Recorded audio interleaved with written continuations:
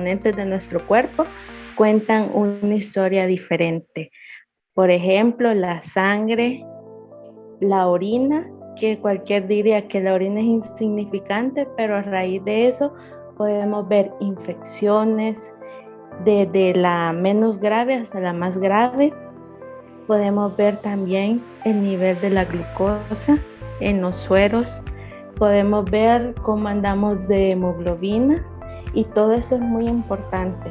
Como les repito, uno se puede sentir bien, pero el hecho que uno se sienta bien no quiere decir que está saludable. También hay personas que son asintomáticas a X enfermedades, de los cuales se puede volver peligroso si es una persona que nunca le ha puesto atención a su cuerpo, que nunca lo ha escuchado, que dice que come y no le importa lo que va a comer. Entonces todo eso es muy importante. El cuerpo habla, si nosotros lo podemos escuchar claramente, nos daremos cuenta. Cuando un ejemplo muy particular puede ser que a veces nosotros decimos, es que mucho me está doliendo la cabeza. Y nos preguntamos, ¿y por qué puede ser? Quizás porque caminé mucho o quizás porque no me he hidratado. Pero puede ser también un signo de que podemos andar altos los triglicéridos, alto el colesterol. En ese ejemplo tan básico, podemos ver la importancia que es el chequeo de nuestra salud. Claro, sí, y lo digo por experiencia propia, porque por medio de chequeos sanguíneos y de laboratorio fue que yo pude enfrentar una enfermedad y salir adelante. Si no lo hubiera hecho, nunca me hubiera dado cuenta o ya hubiera sido muy tarde, ¿verdad? Claro, sí. Ahí aprendí. Sí. ¿Cuáles son los exámenes más rutinarios que ustedes realizan en su trabajo? Los más rutinarios pueden ser generales de orina, pueden ser también triglicéridos, colesterol, la glucosa, los hemogramas, más que todo cuando la gente generalmente algunos humanos, no hablo por todos, pero algunos hasta que ya sentimos que no podemos más, buscamos la ayuda. Entonces generalmente se va por un simple general de orina y se descubre que ahí el paciente tiene ya una infección un poco más avanzada y que ya necesita un tratamiento urgente para que la infección no siga progresando. Comprendo. Sí, a veces son exámenes que no los podemos hacer de manera rutinaria, digamos, ya sea que se paguen en sector privado o preferiblemente en sector público, donde muchas personas tienen acceso y nos dan información clave, no solo al usuario, sino también al médico, ¿verdad?, para tomar decisiones.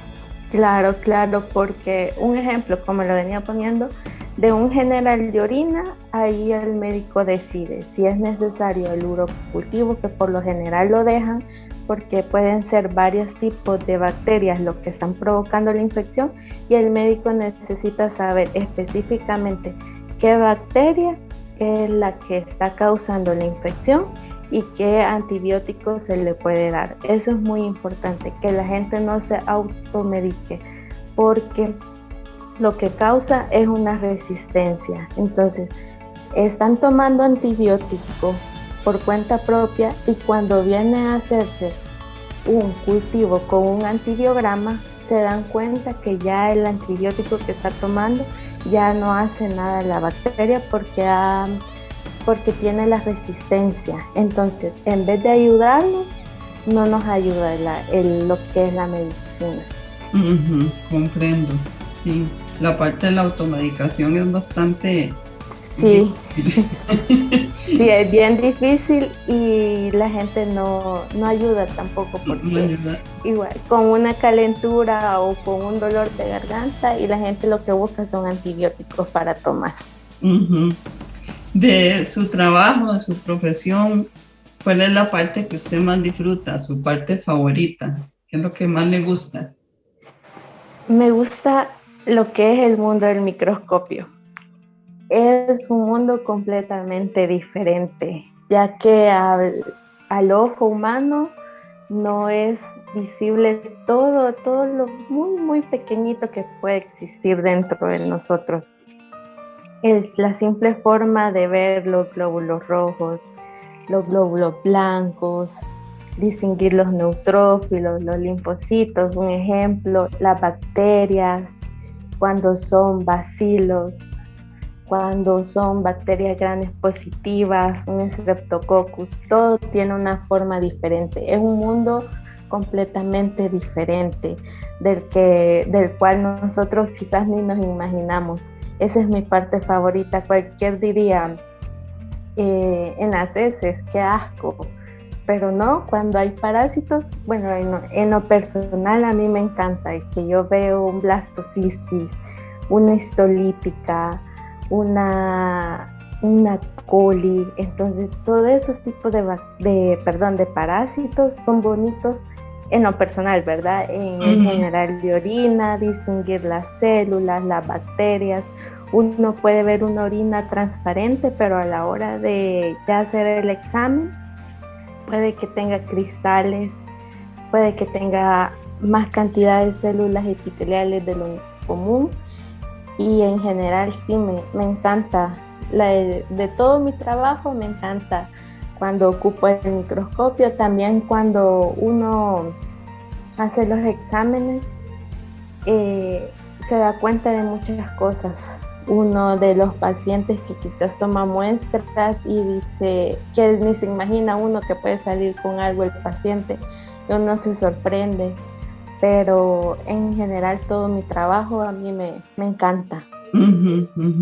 ¿Usted recuerda algún resultado de alguno de los exámenes que ha hecho que le haya llamado la atención particularmente de algún paciente? Claro, sí. El que más me ha dejado impactada, y como una vez yo le comenté, era que yo atendía a un paciente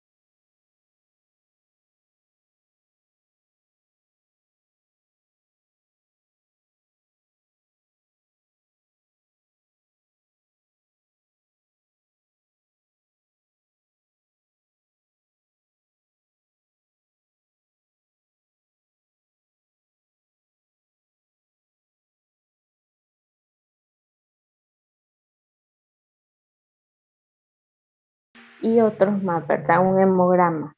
En los otros exámenes los resultados fueron normales, pero donde yo me asusté realmente fue cuando uno termina de centrifugar la muestra para realizar las químicas y el suero. El suero generalmente tiene que ser de un amarillo un poco pálido. generalmente, lo normal. Este paciente el suero me lo daba color blanco. De la sangre. Exactamente, de la sangre. Y cuando yo vi eso me asusté y yo dije, este paciente realmente no se miraba así. Cuando yo procedí a realizar los exámenes, los triglicéridos salieron más de 1000 miligramos por decilitro. Por eso yo le digo, el que nos veamos bien, el que nos sintamos bien, ¿cuál no debería ser el rango normal, perdone? De los triglicéridos no se tiene que pasar usted más de 150. Y andaban más para de 1000. Que vea, 1000. Y yo me quedé sorprendida porque generalmente nosotros también tenemos el pensamiento erróneo que si vemos a una persona obesa o si la vemos un poco gordita o si la vemos un poco flaca, anda normal o ya salió mal. Y esto a veces lo contrario. He sido testigo de que he tomado muestra a pacientes con apariencia física saludable y salen mal, y a personas que uno diría el paciente no se cuida y al contrario salen todo en su rango. Entonces generalmente tenemos ese pensamiento, por así decirlo, pero no es así. Y yo a este paciente le pregunté y me dijo que por rutina. ¿Había sentido síntomas? Me dijo que no. Entonces todo esto me indicó de que alerta, ¿verdad? Uh-huh. Y se le procedió a hablarle al paciente, preguntarle nuevamente si se había sentido mal o si había comido algo que pudiéramos decir interfiere, aunque ya con esos datos podemos ver de que eso viene de tiempo. Y me dice que no sentía dolor de cabeza, que él no veía lucecitas, que él no veía nada. Entonces es preocupante porque a veces eso lleva a una enfermedad que se llama aterosclerosis, que es cuando la grasa se pega en las paredes de la arteria y puede causar un infarto. Y dependiendo del infarto, de donde lo cause, más que todo si es en las arterias coronarias, posiblemente sea un infarto fulminante y puede causar la muerte del paciente.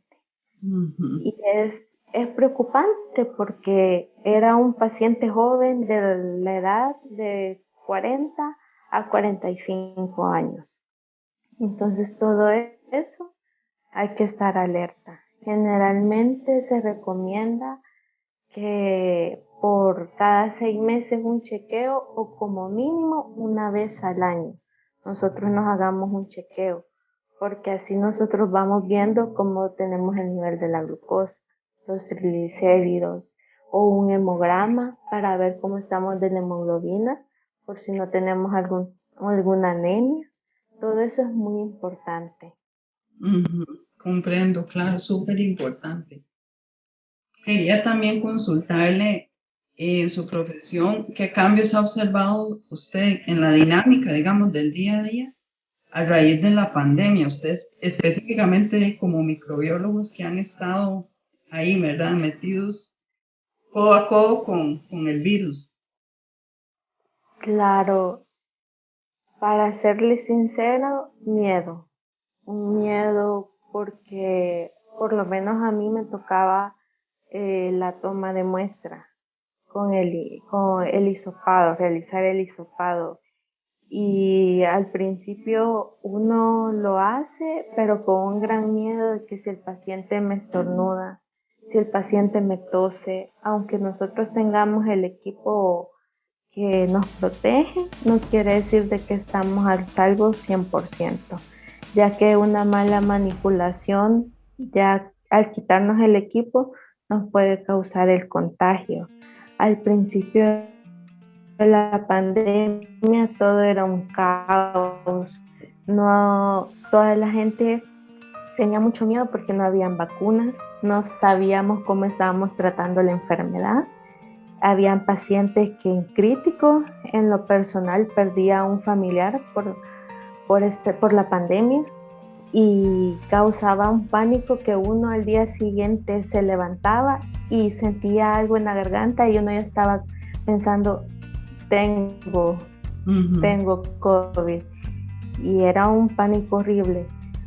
A los médicos, las enfermeras, nosotros que hemos estado en hospitales, hemos visto que las personas quizás tomaron conciencia en un punto porque se protegían. Yo miraba mucha gente con mascarilla y a la hora de nosotros tomar la muestra, por lo menos en lo personal, yo les pedía de favor que se retiraran la mascarilla hasta que yo iba a realizar la prueba para evitar algún contagio, porque a veces llegaban las personas ya bien malas, con una gran tos o con mucho flujo nasal, y cuando uno le introducía el hisopo estornudaban muchas veces. Y habían días en los que yo realizaba más de 30 pruebas al día y era un caos total, pero poco a poco todo ha ido cambiando. Se ve que la gente con medio síntoma iba corriendo al laboratorio a pedir una prueba de sangre también, y nosotros ahí vamos viendo los cambios de los pacientes. A veces los pacientes ya llegaban bien malitos y eran que en cuestión de tiempo, de que cuando al día siguiente hablábamos para confirmar una cita a domicilio, muchas veces nos decían que el paciente lo habían tenido que ingresar de emergencia porque se le había complicado el cuadro.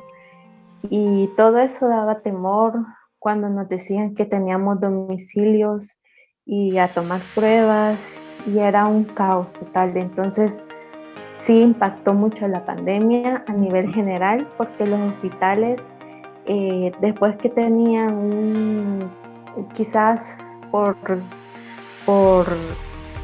áreas,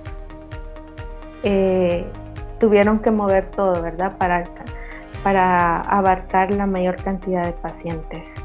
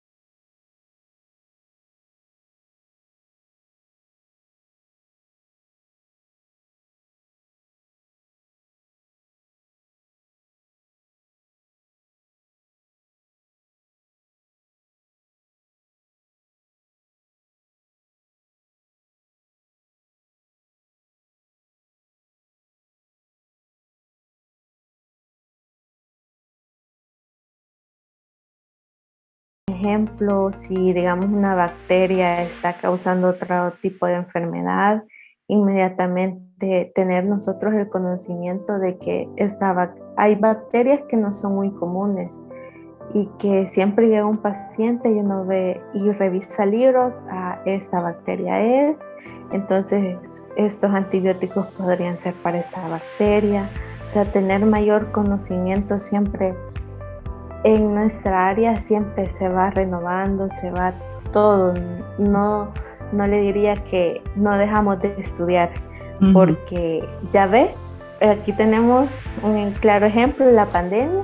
No sabíamos en sí qué es lo que estaba pasando, qué lo causaba, pero con ayuda de los exámenes, con ayuda del diagnóstico del médico, vamos viendo y vamos cómo se va tratando lo que son los pacientes, ¿verdad? Uh-huh. Entonces es muy importante estar siempre, como le digo, estar siempre pendiente, estar recordando, estar leyendo de que salió una nueva enfermedad, qué es lo que causa, quién la provoca, con qué lo podemos combatir y todo eso, ¿verdad?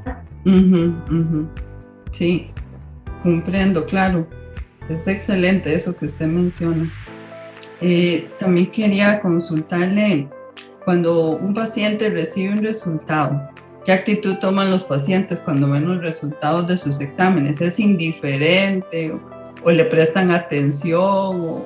¿O qué hacen los pacientes? Dependiendo, ¿verdad?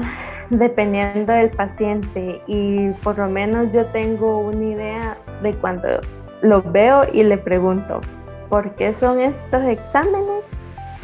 Y si me dicen por rutina, hay pacientes que sí, podríamos decirlo que sí, que se toman el tiempo de preguntar, ¿cómo salí?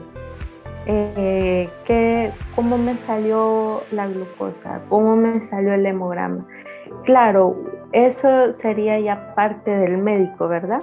Uh-huh. Porque el médico es quien medica a las personas y quien sabe el historial y la cantidad del medicamento que les ha estado dando. Pero uno también les puede decir, ¿usted ha salido bien? O mire, quizás usted ha pecado un poquito comiendo más azúcar o tomando bebidas gaseosas. Hay pacientes que sí se toman el tiempo. Hay pacientes que uno entrega el resultado, ellos ahí lo abren y es como hacen como que, ay, ya me regañó el médico. Pero ellos saben, ¿verdad? Que han tenido... más que todo, generalmente sean los pacientes diabéticos. Ellos saben que se tienen que cuidar con su dieta, con la medicación, ya si es inyectada o si es tomada o si es de las dos, ¿verdad? Y siempre que ven, ellos saben que si salen un poco altos o algunos que salen más de 200 de glucosa, ellos ya saben que el médico los va a regañar.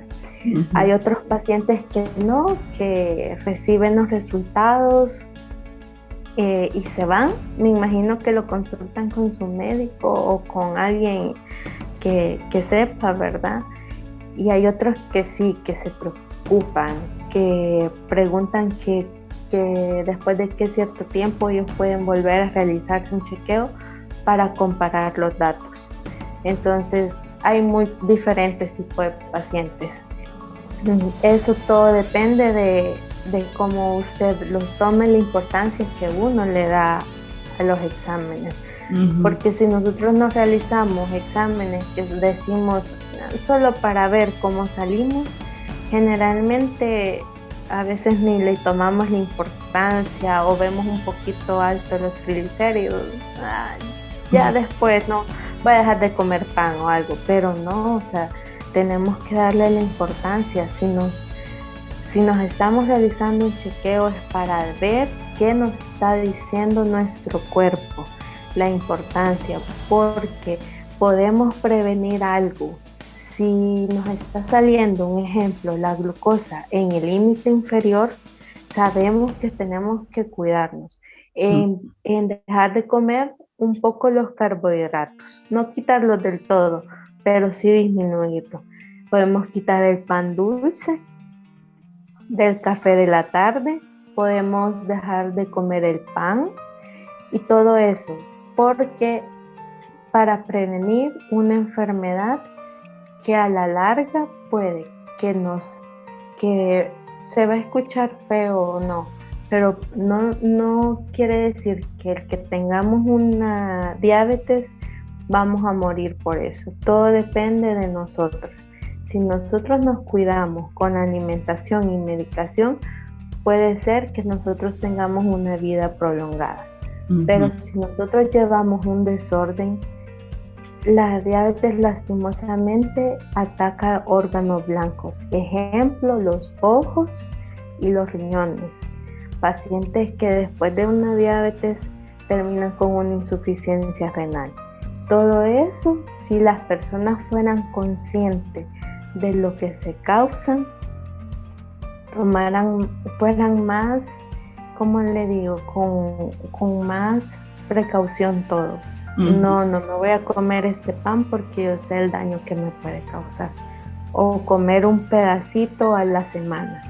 Pero todo quiere de conciencia. Sí.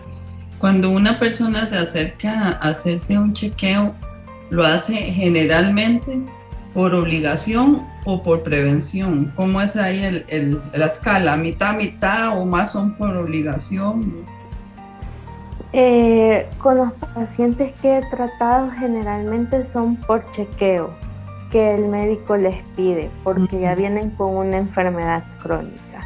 Ya vienen con pacientes con hipotiroidismo, pacientes con hipertensión y ellos, el médico les deja cada cierto tiempo un chequeo, cada 6 meses, cada 3 meses, dependiendo de lo que el doctor vea que es conveniente. Pero generalmente también hay pacientes que hasta que se sienten mal y van a consulta.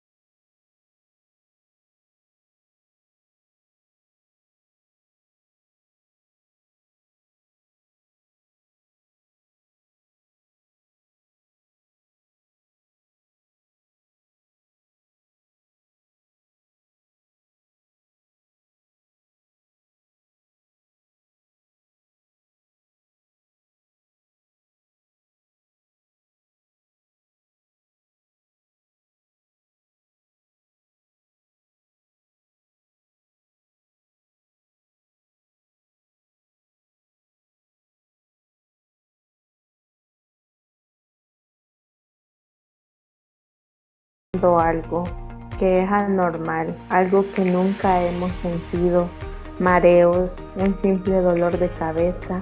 Ejemplo, cuando uno se levanta y ve a veces lucecitas en el espacio, hay que tomar atención, realizarnos un hemograma, no esperar a que nosotros nos sintamos mal, no esperar a que sea algo que ya lastimosamente tengamos avanzado, sino que prevenir.